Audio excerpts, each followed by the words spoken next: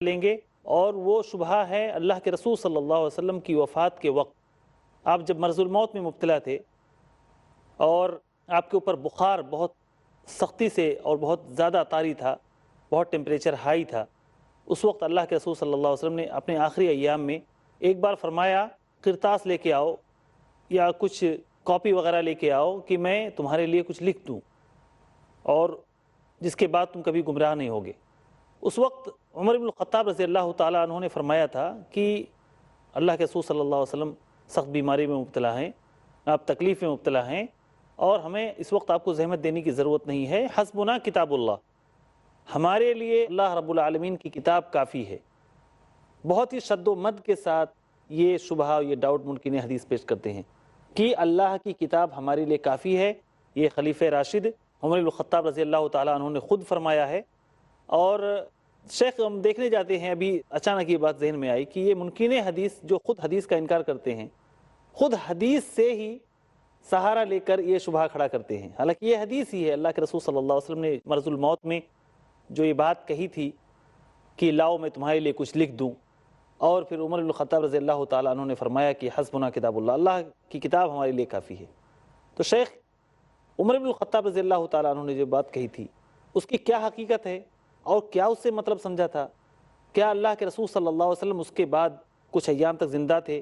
اگر زندہ تھے تو دوبارہ آپ نے کیوں نہیں منگوایا، دوبارہ کیوں نہیں لکھا؟ یہ سب چیزیں میں چاہتا ہوں کہ آپ ہمارے ناظرین کے سامنے رکھیں تاکہ اس کی قلعی کھل سکے، اس کی حقیقت ہم جان سکیں کہ اس حدیث کا کیا مطلب ہے اور منکرین حدیث کے اس دعوے میں کتنا دم ہے۔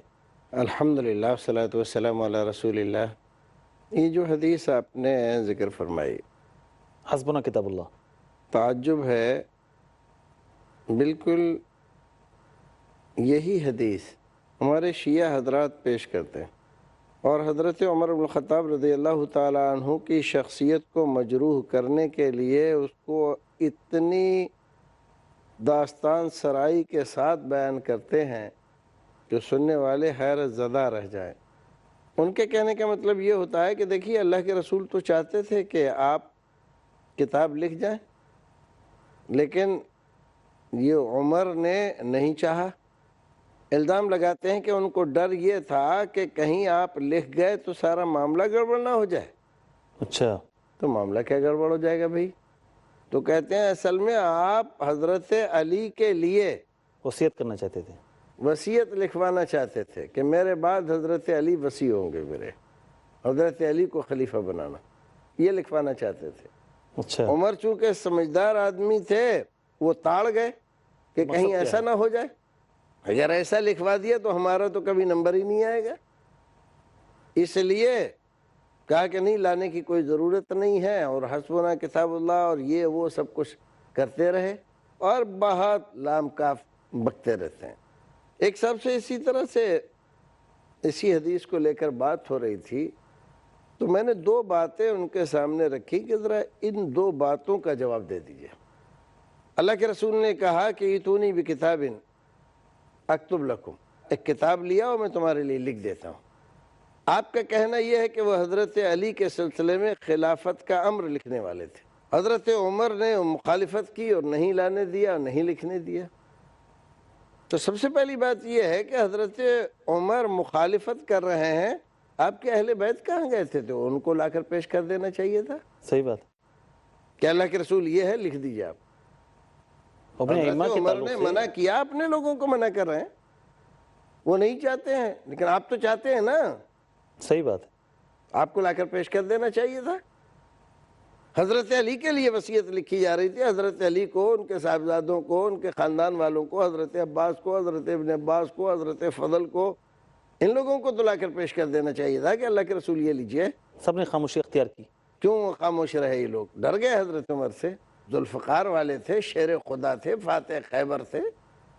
ہاں، امام کے تعلق سے اپنے اتنا زیادہ سب کچھ ان کا عقیدہ ہے، جی، تو یہ تو بزدلی یہ شمار ساری ہوگی۔ چیزیں ہم بھی مانتے ہیں، وہ شیر خدا ہیں، بے شک، فاتح خیبر ہیں، وہ ان کے پاس ذوالفقار تھی، یہ سب ہے۔ اس کے ساتھ جو جھوٹ اور مبالغے ہیں اس کو نہیں مانتے، باقی تو یہ بے ساری شک، چیزیں ہم بے بھی شک۔ مانتے۔ تو اگر حضرت عمر منع کر رہے تھے تو آپ کو لا کر پیش کر دینا چاہیے تھا۔ اس کا جواب دیجئے، کیوں نہیں پیش کیا آپ نے؟ حضرت علی نے کیوں نہیں پیش کیا؟ اہل بیت نے کیوں نہیں پیش کیا؟ حضرت عباس اور ان کے بیٹوں نے کیوں نہیں پیش کیا؟ جواب ندارت، کوئی جواب نہیں ان کے پاس۔ دوسری بات، ہمارا سوال ہے، رسول اکرم صلی اللہ علیہ وسلم نے کہا کہ لاؤ میں لکھ دوں، حضرت عمر نے اس میں بیچ میں آ کر منع کرنا چاہا، انہوں نے نہیں چاہا کہ یہ چیز لکھی جائے، اہل بیت کو پیش کرنا چاہیے تھا، نہیں کیا انہوں نے، مان لو۔ اس کے کئی دن اللہ کے رسول حیات رہے۔ جی، حیات تھے، آپ کی طبیعت میں افاقہ بھی ہوا کچھ؟ آپ نے زبانی کیوں نہیں کہہ دیا؟ ہاں، اگر بالکل چیز بتا سکتے نہیں لکھی گئی تھی تو کوئی بات نہیں، زبانی کہہ دیتے کہ یہ منع کر رہے ہیں عمر، لکھنے سے کوئی بات نہیں ہے، میں زبانی کہتا ہوں، میرے بعد علی خلیفہ ہوگا۔ بے شک، اتنا کافی تھا، آپ کے منہ پہ تو کسی نے ہاتھ نہیں رکھا تھا، اتنا نعوذ کافی باللہ۔ تھا، آپ کو کون روک سکتا تھا؟ کوئی نہیں، نعوذ باللہ۔ اگر یہی بات لکھوانا چاہتے تھے تو آپ لکھوا نہیں سکے تو زبان سے تو کہہ سکتے تھے کہ رسول اکرم صلی اللہ علیہ وسلم کے آخری دور کی بات کو کوئی ٹال سکتا تھا؟ تھی ہمت کسی میں؟ کیا رسول اکرم صلی اللہ علیہ وسلم بھی نعوذ باللہ ڈر گئے تھے کیا؟ کبھی نہیں۔ یہ سب مکر ہے ان کا، جھوٹ ہے، ایسی کوئی بات نہیں تھی۔ نہ رسول اکرم صلی اللہ علیہ وسلم وصیت لکھوا رہے تھے اور نہ حضرت عمر رضی اللہ تعالیٰ عنہ نے اس کو زبردستی روکا تھا۔ آپ کے کہنے کا مطلب صرف اتنا تھا کہ میاں ہمارے پاس اسلام ہے، قرآن ہے ہمارے پاس، آپ کی زندگی ہمارے پاس ہے۔ اب ایسے وقت میں جب آپ اتنی تکلیف اور پریشانی سے گزر رہے ہیں، آپ سے کسی صحیفہ لکھنے کا مطالبہ کرنا یہ مناسب نہیں ہے۔ ان حالات میں پھر حضرت عمر فاروق رضی اللہ تعالیٰ عنہ یہ امید بھی نہیں کرتے تھے کہ آپ اس مرض میں وفات پا جائیں گے، جی، ایسا بھی نہیں تھا۔ اور اگر یہ امید ہوتی ان کو 1% بھی، تو آپ کی وفات کے بعد جو کچھ پیش آیا کہ ننگی تلوار لے کے مسجد میں گھوم رہے ہیں، ہرگز یہ منظر پیش نہ آتا۔ وہ تو اس کے لیے تیار ہی نہیں تھے، وہ تو یہی سمجھ رہے تھے کہ بیمار ہوئے ہیں، بیماری سے شفا یاب ہو جائیں گے، اللہ کے رسول ٹھیک ہو جائیں گے۔ اسی لیے وہ منع کر رہے تھے کہ اتنی بیماری میں، تکلیف میں، بخار کی حالت میں آپ کو اس بات کا مکلف کرنا اور لکھوانا آپ سے کیا ضروری ہے کہ ہم لوگوں کو یقین نہیں رہا اسلام پر اور قرآن پر؟ بالکل یہ بات تو شیعوں نے ایک کہانی گڑھی، اب ان منکرین حدیث نے ایک کہانی گڑھ دی کہ اللہ کے رسول صلی اللہ علیہ وسلم نے کہا کہ لاؤ میں لکھ دوں۔ میں کہتا ہوں کہ چلو، اول تو تم حدیث کو مانتے نہیں تھے، اب حدیث ماننے کیسے لگے؟ صحیح بات ہے، اب تم اسی حدیث سے استدلال کر رہے ہو۔ یہ حدیث تو خود بتلاتی ہے کہ اللہ کے رسول نے لکھنے کی اجازت مرحمت فرما دی تھی بعد میں، ورنہ آپ خود لکھنے کے لیے کیوں کہتے؟ بالکل صحیح بات ہے، بالکل صحیح کہہ رہے ہیں شیخ۔ آپ خود لکھنے کے لیے کہہ رہے ہیں لاؤ، ظاہر ہے وہ قرآن تو تھا نہیں، جو کچھ بھی آپ لکھواتے حدیث ہی نہ لکھواتے، حدیث ہی لکھواتے ہیں، بالکل۔ تو اس کا مطلب یہ ہے کہ بعد میں اجازت دے دیتے حدیث لکھنے کی، تبھی تو آپ نے کہا کہ لاؤ میں لکھ دوں، اکتب لکم۔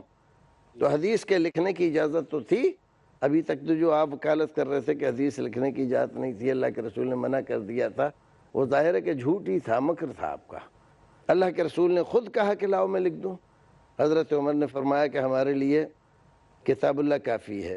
دیکھیے، اس روایت سے استدلال کرنے والوں کے لیے ہم چاہتے ہیں کہ وہ ذرا جلد بازی سے پہلے تھوڑا غور کر لیں، کیوں اس قدر اتاولے ہو رہے ہیں اور کسی ایسی چیز سے جن کا ان کا مطلب حاصل نہیں ہو رہا ہے، ساری دنیا کو باور کرانے کی کیوں کوشش کر رہے ہیں کہ اس سے ہمارا مطلب حاصل ہو رہا ہے؟ جی دیکھیے، ایک طرف رسول اکرم کی حیثیت ہے، جی آپ کی شخصیت، دوسری طرف حضرت عمر فاروق رضی اللہ تعالیٰ عنہ کی شخصیت ہے، اور یہ تو ہم اچھی طرح سے جانتے ہیں کہ رسول اکرم کی شخصیت کے مقابلے میں حضرت عمر فاروق رضی اللہ تعالیٰ عنہ کی شخصیت کچھ بھی نہیں ہے۔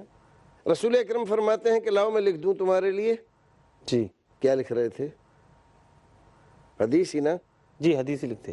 حضرت عمر فاروق منع کرتے ہیں کہ ہمارے لیے کتاب اللہ کافی ہے۔ اگر وہ معنی مراد لیا جائے، حالانکہ ہم اس کو صحیح نہیں سمجھتے، جو معنی آپ سمجھ رہے ہیں یا مراد لینا چاہ رہے ہیں، یا یہ لوگ جو سمجھانا چاہتے ہیں ہم وہی مراد لے لیتے ہیں۔ کیا حضرت عمر فاروق کے مقابلے میں رسول اکرم صلی اللہ علیہ وسلم کی شخصیت اس لائق نہیں ہے کہ آپ کی بات کو اہمیت دی جائے اور اس کو مانا جائے اور اس کو فالو کیا جائے؟ جب آپ یہ کہہ رہے ہیں لاؤ کہ میں لکھ دوں، اور ظاہر ہے کہ وہ قرآن نہیں لکھوا رہے تھے، وہ حدیث ہی لکھوا رہے تھے، تو حدیث تو لکھنے کا ثبوت ہوا، اور یہ بھی ہوا کہ حدیث لکھنی چاہیے، اور یہ بھی ہوا کہ صحابہ کرام ہی نہیں، اللہ کے رسول خود حدیث لکھتے تھے، منگا رہے تھے، آمادگی ظاہر کی، آمادگی ظاہر کی اور منگا رہے تھے کہ آپ لاؤ، کاغذ لاؤ، میں لکھ دیتا ہوں۔ جی شیخ صاحب، انشاءاللہ العزیز وقفے کا وقت ہوا ہے، ہم وقفے کے بعد آپ سے مزید باتیں سنیں گے اس تعلق سے۔ ناظرین اکرام، ہم آپ سے اجازت چاہتے ہیں، ایک مختصر سے وقفے کے لیے جا رہے ہیں، کہیں جائیے گا نہیں، دوبارہ آپ کی خدمت میں حاضر ہوں گے۔ السلام علیکم ورحمۃ اللہ وبرکاتہ۔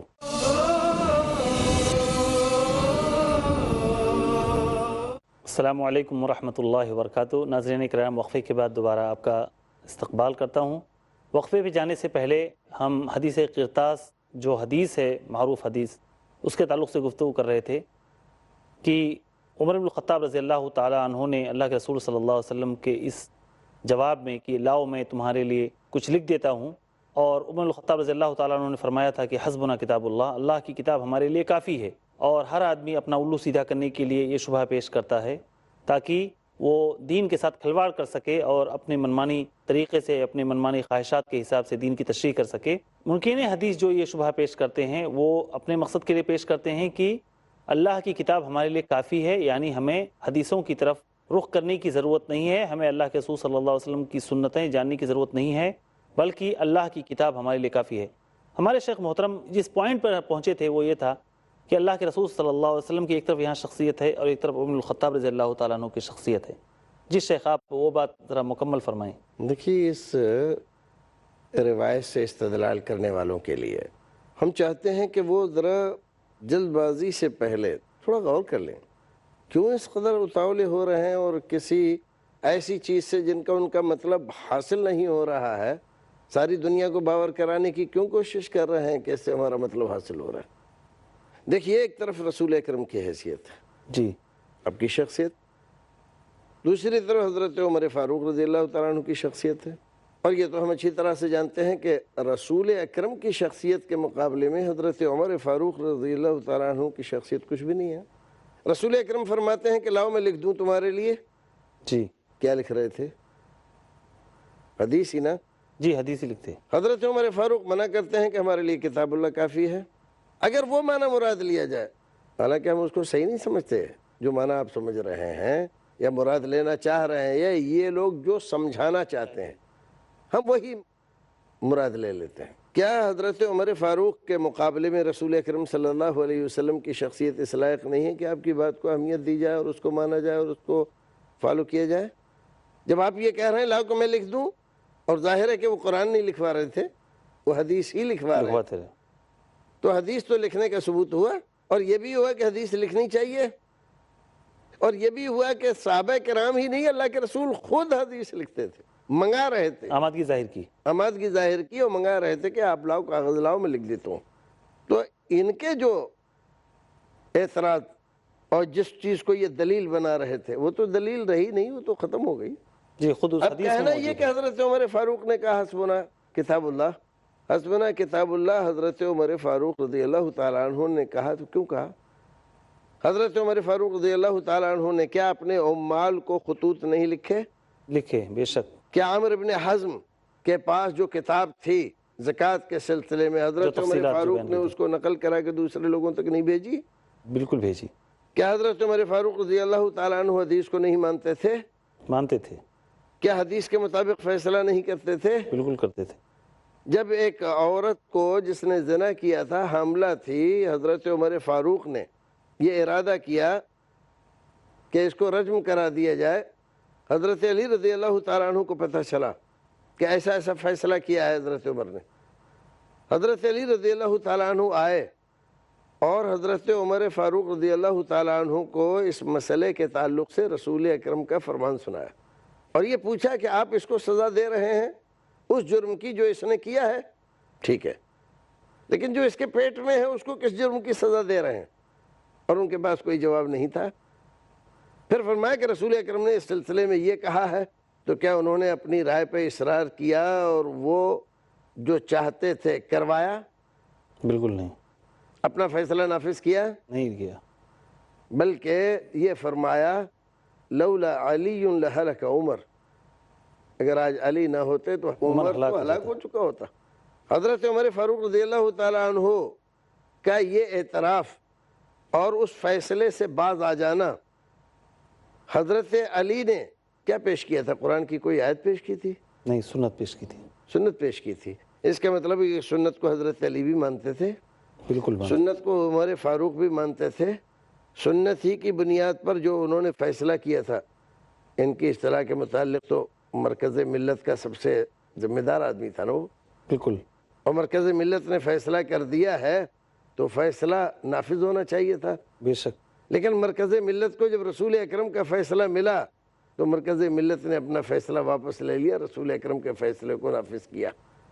اس کا مطلب یہ ہے کہ رسول اکرم صلی اللہ علیہ وسلم اور آپ کے صحابہ کرام سب کے سب حدیث کو نہ صرف یہ کہ قانون شریعت کی بنیاد، ماخذ شریعت اور الہی قانون مانتے تھے، بلکہ اس کے مقابلے میں اپنی رائے کو اور اپنے فیصلوں کو واپس لے لیا کرتے تھے۔ حضرت عمر فاروق رضی اللہ تعالیٰ عنہ کا یہ کہنا ہے حسبنا کتاب اللہ، ان کی زندگی کے یہ معاملہ جو تھا حسبنا کتاب اللہ، یہ پہلے پیش آیا ہے یا ابھی جو ہم نے حضرت علی کے واقعہ ذکر کیا یہ پہلے پیش آیا ہے؟ اور لکھنے والی بات پہلے پیش آئی ہے۔ لکھنے والی پہلے ہے نا جی، حسبنا کتاب اللہ، یہ پہلے کہا ہے۔ جی وہی پہلے کہا ہے۔ حکومت بعد میں ملی تھی ان کو، حضرت ابوبکر صدیق کے بعد جتنے بھی فیصلے کیے وہ سب بعد میں کیے۔ بعد میں بعد والی بات قابل اعتبار مانی جائے گی کہ پہلے والی؟ بعد والی۔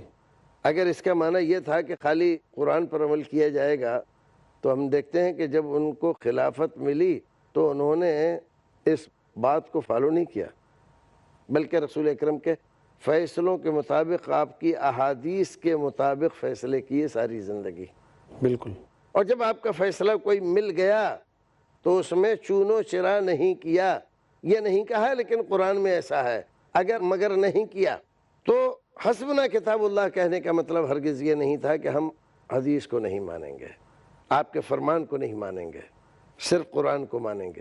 اور جو آدمی ایسا کہتا ہے وہ حضرت عمر فاروق رضی اللہ تعالیٰ عنہ پر الزام تراشی کرتا ہے، بہتان بازی کرتا ہے۔ بے شک۔ حضرت عمر فاروق کے ذہن میں یہ بات نہیں تھی، ان کے کہنے کا مطلب یہ تھا کہ جس تکلیف پریشانی میں، جس شدت کے بخار میں آپ مبتلا ہیں، کبھی کبھی بخار میں ایسا ہو جاتا ہے کہ آدمی وہ بات کہتا ہے جو نارمل حالت میں ہو تو نہیں کہتا۔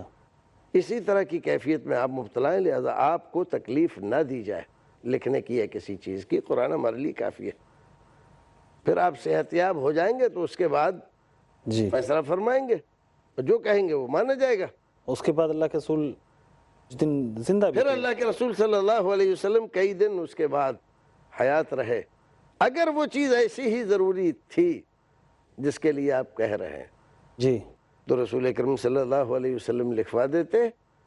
دوسری بات، حضرت عمر فاروق رضی اللہ تعالیٰ عنہ نے جو یہ کہا حسبنا کتاب اللہ، اس کے بعد آپ نے جو احادیث ارشاد فرمائی، مثلا حضرت عائشہ بیان کرتی ہیں جی لعن اللہ الیہود والنصارى اتخذوا قبور انبیائہم مساجد، یہ قرآن کی آیت ہے کیا؟ ترجمہ کر دیں شیخ ہمارے ناظرین کے لیے۔ رسول اکرم فرماتے ہیں کہ اللہ رب العزت کی لعنت ہو یہود و نصارہ پر، انہوں نے اپنے انبیاء کرام کی قبروں کو سجدہ گاہ بنا لیا۔ ظاہر ہے یہ حدیث ہے رسول اکرم کی، اس کے بعد ہی بیان فرمائی تھی، اور اس کو مانا آپ نے بیان فرمایا، حضرت عمر نے مانا کہ نہیں مانا، بالکل مانا، دیگر صحابہ کرام نے مانا کہ نہیں مانا، بے شک، تو حدیث مانی جائے گی، اور قرآن شریف کافی ہے، اس کا یہ معنی کہ حدیث کی ضرورت نہیں ہے، یہ معنی حضرت عمر کے ذہن میں نہیں تھا، کسی صحابی کے ذہن میں نہیں تھا، رسول اکرم بھی اس کا یہ معنی نہیں مانتے اور سمجھتے تھے جی کہ یہ آج کے زمانے کے منکرین حدیث کی ضد و ہٹ دھرمی ہے کہ اس کا یہی معنی ہے، جبکہ اول تو ان کو اس سے استدلال ہی نہیں کرنا چاہیے، کیونکہ یہ قرآن کی آیت ہے ہی نہیں، ہے تو خود ہی حدیث ہے، تو حدیث کی مخالفت کے لیے حدیث ہی کو استعمال کریں، تو اس کا مطلب یہ کہ تمہارے پاس اور کوئی دلیل ہے نہیں۔ جزاک اللہ خیر۔ ناظرین کرام، آپ نے دیکھا کہ منکرین حدیث کا یہ شبہ کہ حسبنا کتاب اللہ، عمر بن الخطاب رضی اللہ تعالیٰ عنہ کے اس قول سے یہ دلیل پکڑتے ہیں کہ اللہ کی کتاب قرآن ہمارے لیے کافی ہے، رشد و ہدایت کے لیے کافی ہے، اس میں تفصیلات موجود ہیں۔ یہ ایک مختصر سے قول کو لے کر اپنی پوری عمارت کھڑی کرنا اور پورے عقیدے کی بنیاد کھڑی کرنا، یہ سراسر خیانت ہے اور دین کے ساتھ مذاق ہے۔ یہ اپنا الو سیدھا کرنے کے لیے، اپنے مقصد براری کے لیے اس طرح کی آیات اور اس طرح کی ارشادات اور اس طرح کے اقوال و فرامین سے دلیلیں پکڑتے ہیں، حالانکہ وہ خود دلیلیں ان کے خلاف ہوتی ہیں۔ اللہ رب العالمین سے دعا ہے کہ اللہ تعالی ہمیں ان کے عزائم کو سمجھنے کی توفیق عطا فرمائے اور ان کے تمام شبہات کو دور کرنے، لوگوں کے اذہان سے جو غلط فہمیاں چپکی ہوئی ہیں انہیں دور کرنے کی توفیق عطا فرمائے۔ آمین۔ وآخر دعوانا الحمدللہ رب العالمین۔ والسلام علیکم ورحمۃ اللہ وبرکاتہ۔